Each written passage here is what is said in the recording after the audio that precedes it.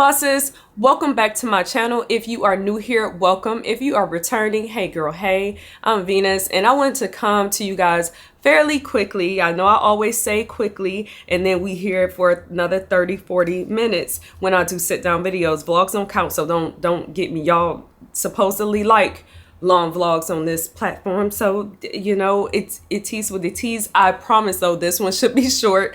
I wanted to come to you guys to talk about 5 things to consider before you purchase inventory. So if you are interested in that content, stay tuned. So when I was thinking of like an inventory video, because I got a couple of questions from a couple of vlogs I did actually last year when I took y'all to Atlanta Apparel to purchase some inventory for my boutique, and you guys had some questions in my direct message and also in the comments about wanting to kind of know more about purchasing inventory.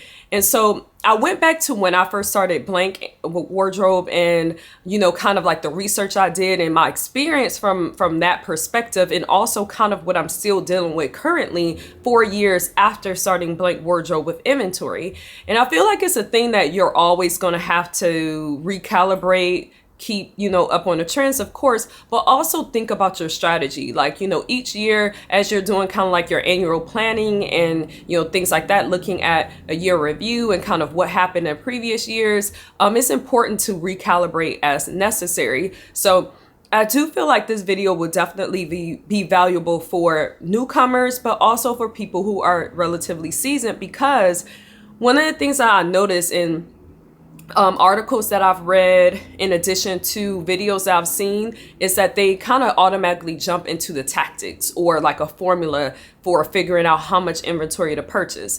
But no one really talks about kind of the work that you have to do before to establish kind of like why you're even doing what you're doing. Like, why are you going through this process outside of the fact that you know you have a boutique and you have to purchase inventory, right?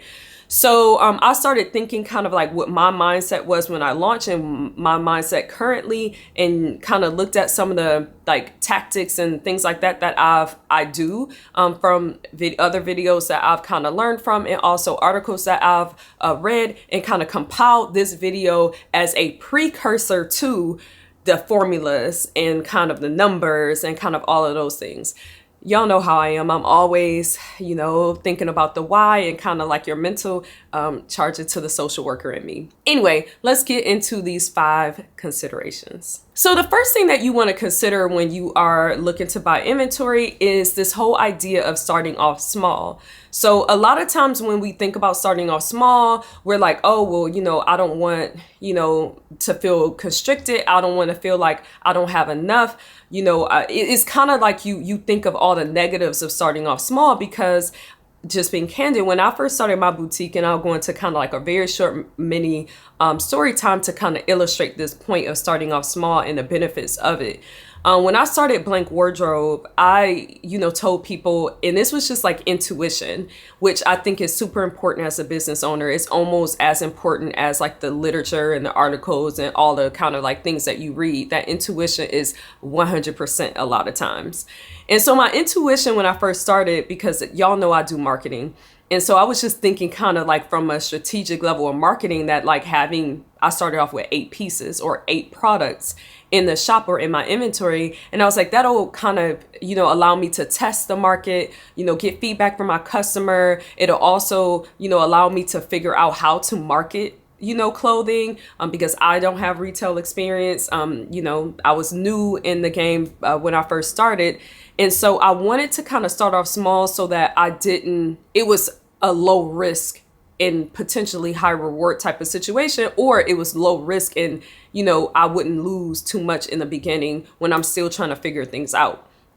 And so I remember I had a couple of people who were boutique owners and, you know, people kind of in the entrepreneur space where they were just like, oh my God, 8 pieces isn't enough. Like, you need to have more than that. Like, that's not, you know, going to give people variety. Like, you know, most people kind of start off with 30, 40, 50 pieces, and, you know, just all of these kind of negatives to the fact that I was starting off with 8.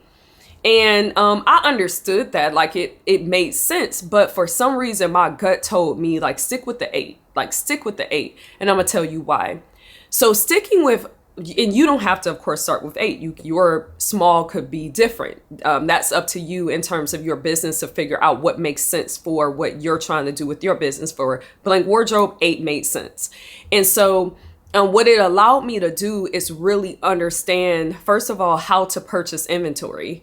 In addition to, it allowed me to test out different vendors. So of the 8, I think I started off with like 5 different vendors, and I did that intentionally because I was like, okay, once I kind of figure this 8 out, and I, test these different vendors, I can figure out the quality of these vendors. I can figure out my favorites, and then I can figure out kind of the process of just ordering. Like, what does that look like? What would that feel like? What's the timeline, so that I know how I can start promoting a particular piece. And so this is a great segue into the marketing. It also allowed me to focus on marketing those 8 pieces. And what I ended up doing is, because I was launching, I wanted it to feel fresh and new. I wanted people to know that we were the new kid on the block.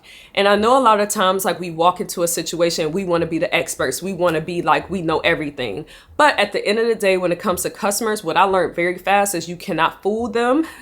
To lean into things that you may think is like your weakness or like an insecurity of yours. So sometimes, like, people look at launches as being like, oh my God, I'm new.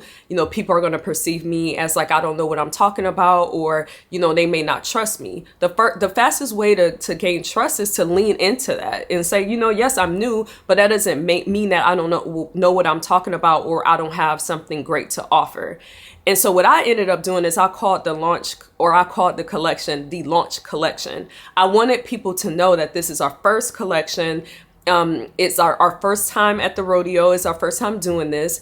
And also, I wanted feedback from them. I wanted to know, like, what they thought about it. And so what ended up happening is all of my marketing materials leaned into the launch. I did some like lives on Instagram and things like that to introduce the actual line, and also to introduce Blank Wardrobe to our customer base at the time.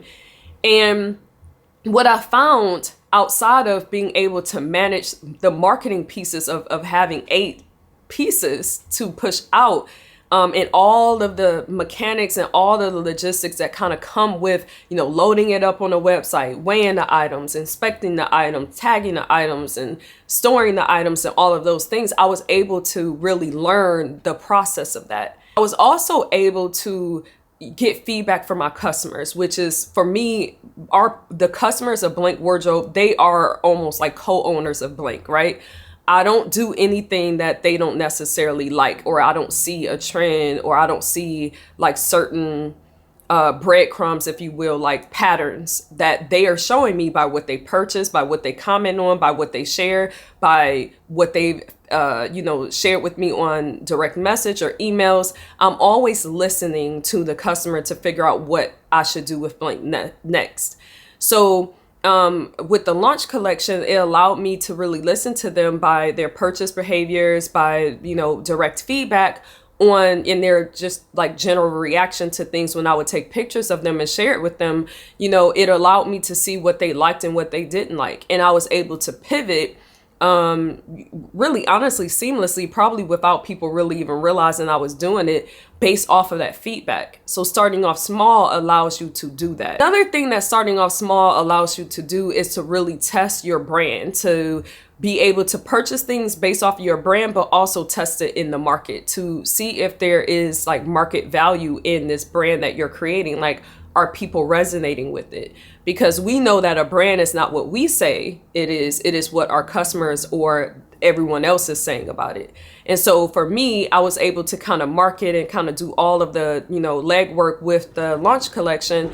And I immediately saw that what I intended for my brand to be was what people was receiving. And that was very confirmational for me, and allowed me to just continue to build on that particular brand, or that brand idea that I had for Blank Wardrobe. So starting off small has a lot of benefits. It can be scary because it is slower, because you're starting off with just 8 pieces. But the benefit of starting off slow is that the risk is lower. It also is more manageable. So you you kind of avoid burnout. And we all know, if you, especially if you're, in the thick of the business, it's very easy to burn out. So you definitely do not want to lean into burning out when you first start.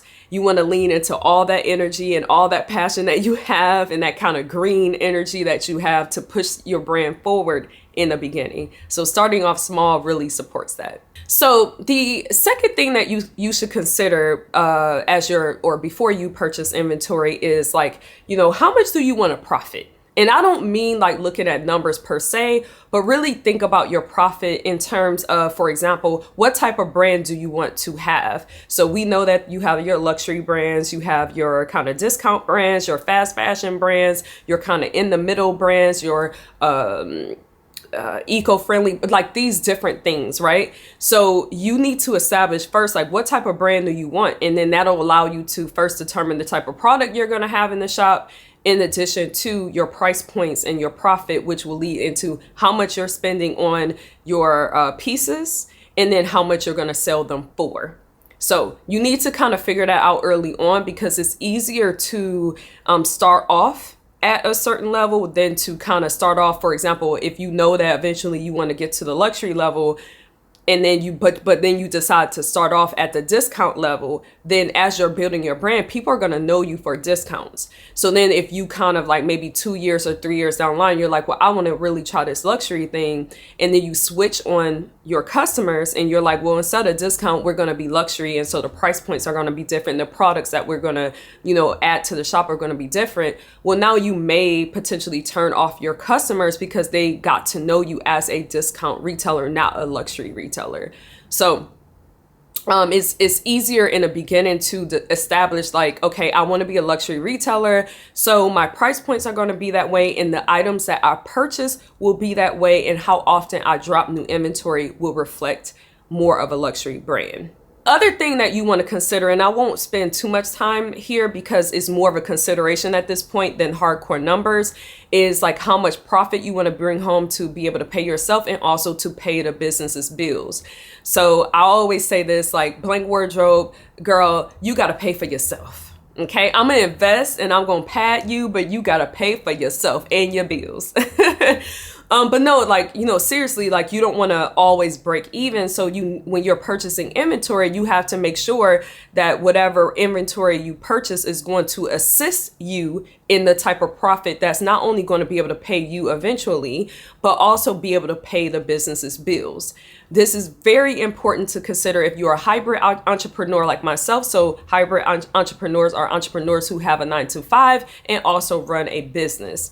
And so the reason why I say that is because you don't want to take everything that you earn in your 9-to-5 to be building this business that never becomes profitable and never shows a return on your investment.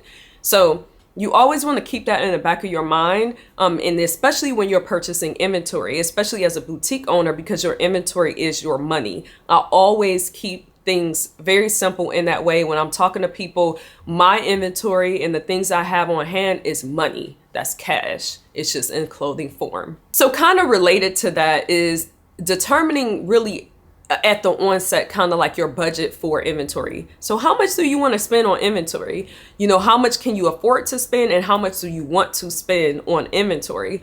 This is important to consider because it relates back to what I just mentioned about like profit, but it also can kind of keep guardrails around you so that you don't overspend or you don't underspend. One thing that I'm still getting a grasp of, and I'm kind of getting it in my head, that is always going to be a battle that I have to kind of figure out, is that it's not 100% science to how much inventory you purchase. You could get very close to 100%, but it's not 100%. And so you're always considering all of these things. So how much did I sell last month? How much of this type of product has sold in the past? All of those different things, and allow that to be kind of your marker for how much inventory you purchase, and also the types of inventory you purchase, in, of course, combination with all the other things that I just mentioned. And so this is going to impact your budget, because some months, overall, you want to have a baseline. Some months you might have to go over that based off of kind of like the customers wanting a certain piece, or this is your busy season, aka the holiday season, Black Friday. You might have to then, make sure that you schedule for the fact that you're going to have to purchase more inventory in order to keep up with demand, or you might know that you have some slower months, like, maybe in the summer or January, where you're like, okay, I can get away with spending X and make X. And that kind of be your gauge to what type of inventory you purchase and how much of it that you purchase. So the fourth thing that we want to talk about, or for you to consider, is this whole concept of collections. And this is going to go into 5, so I'm just going to announce 5, is how often you are dropping inventory. So the reason why I kind of put these together, because a collection can sometimes be how often you're dropping inventory. But it's important because it ties back to the 3 things that we talked about, 3 things that we talked about before, where you have to think about your profit. You have to think about starting off small so that you can establish your brand and, make sure that you're listening to that customer feedback. And also you're considering the budget that you want to spend each month on inventory to build these collections. For Blank, for example, I do launch collections, but I launch collections that are more so evergreen. So with Blank, you're always going to have like Blank Basics. You're always going to have like Blank at Home, which is like our candles and kind of like home wear. You're always going to have like our Blank merch. You're always going to have like our new arrivals, which is not necessarily a collection, but is something that constantly rotates. Our spring and summer, our fall and winter. Those are always going to be staple collections. And I may decide to drop something a little bit different each year, but for right now, those are my core kind of evergreen collections that will be consistent. And so the reason why I personally did it that way, because it allows me to kind of play with my inventory a little bit with the 3 things I previously mentioned, which, keep in mind, I'm 4 years in the game. So I'm still like tinkering and figuring out the sweet spot. And so having an evergreen like collection allows me to just build on that collection. Like, what am I missing? What don't I have? What do I need to consider putting in this, collection? What are my customers asking for? And so I don't have to start over every time launching brand new collections, which is expensive and also can be very taxing and can kind of look incohesive in terms of your brand.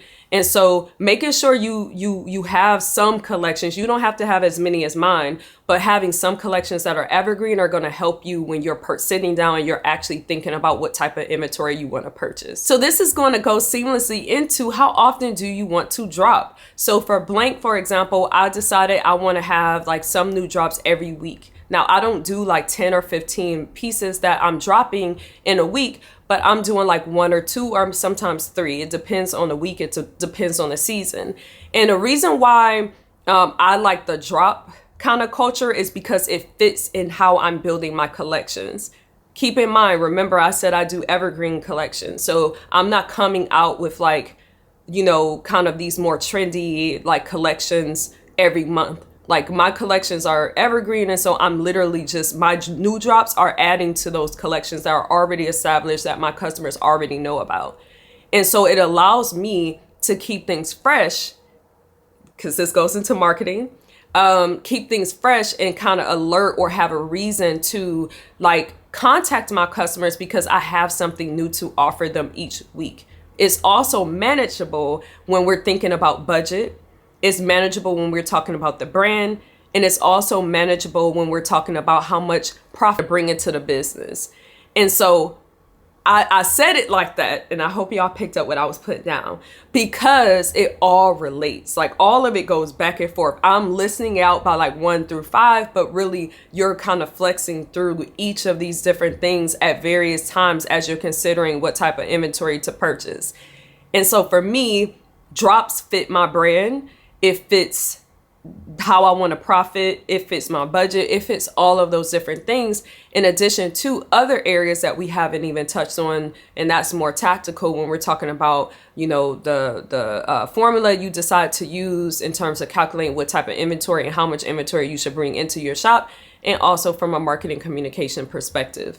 And so those are kind of my 5, y'all. My 5 considerations before you even start to purchase inventory. As you can see, they are like the 30,000 foot view of even before you get into actually using your card, in contacting vendors to actually purchase inventory. And then of course, starting off small is just something that I think when you're launching is very important to consider, or if you are doing any transitions. In addition to, if you are 4 years in the game like I am, sometimes like those collections that I talked about can be your starting off small. So say your brand has always been minimalistic, for example, and you're like, but I want to try color. Like, I want to see what my people think about color. Well, you can start off small too. So you can still take that tactic, you can still take that idea or that concept and start a small collection of kind of more of the colorful, eccentric things, drop it and see what your customers respond to and how they respond. So you might decide, because you already have things going, because you've already built up your inventory, that you want to do 2 to 3 pieces of the colorful collection to add to your minimalistic kind of, brand. But yeah, drop some comments. Let me know what you guys think about this video. If you found any value with this video, please like and subscribe, and feel free to drop a comment if you have any questions, or feel free to reach out to me directly by sending me a message. And yeah, thank you for watching, and I will see you in the next video. Bye.